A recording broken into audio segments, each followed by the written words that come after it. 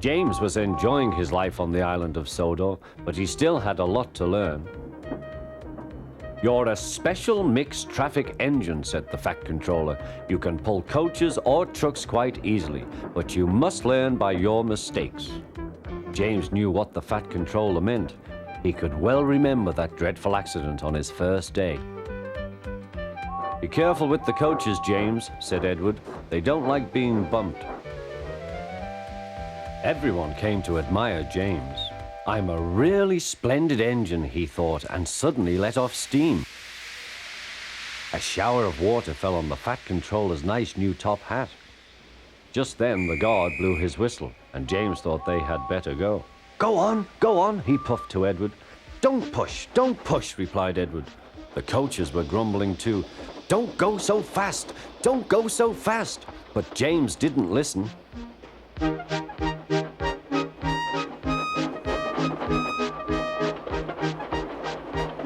When at last they stopped at the next station, 2 coaches were beyond the platform.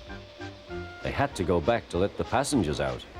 But no one seemed to know about the Fat Controller's top hat, so James felt happier.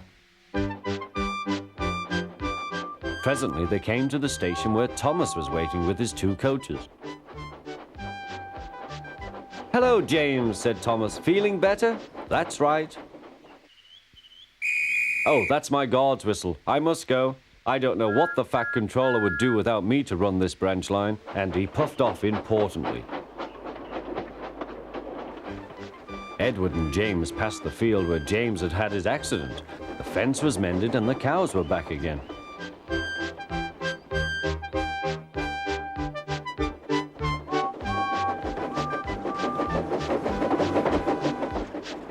They ended their journey and rested before setting off for home.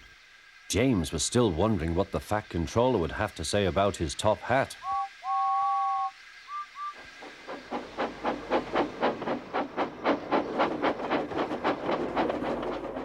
Next morning, the Fat Controller spoke severely to him. "If you can't behave, I shall take away your red coat and have you painted blue."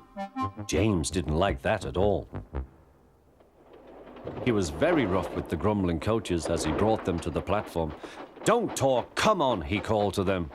"Gordon never has to fetch his own coaches," he thought to himself, "and he's only painted blue." To make James even more cross, this time no one came near him. "I'll show them," he thought. "They think Gordon is the only engine who can pull coaches."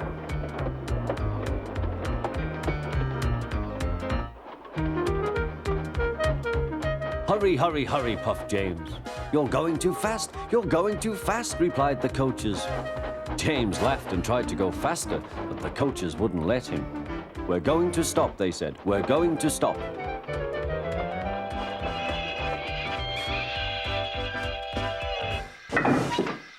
"What's the matter?" James asked his driver. "The brakes are hard on. Leak in the pipe, most likely. You've banged the coaches enough to make a leak in anything." "How shall we mend it?" said the guard. "We'll do it with newspaper and a leather bootlace," replied the driver. "Well, where is the bootlace coming from?" asked the guard. "Ask the passengers," said the driver. "You have a leather bootlace there, I see, sir," said the guard to a smartly dressed man. "Please give it to me."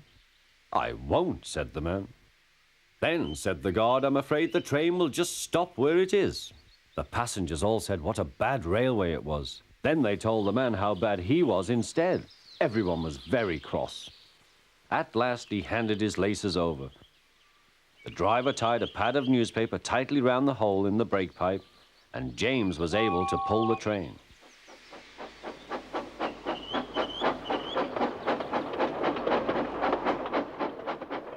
But he was a sadder and wiser James and took care never to bump coaches again.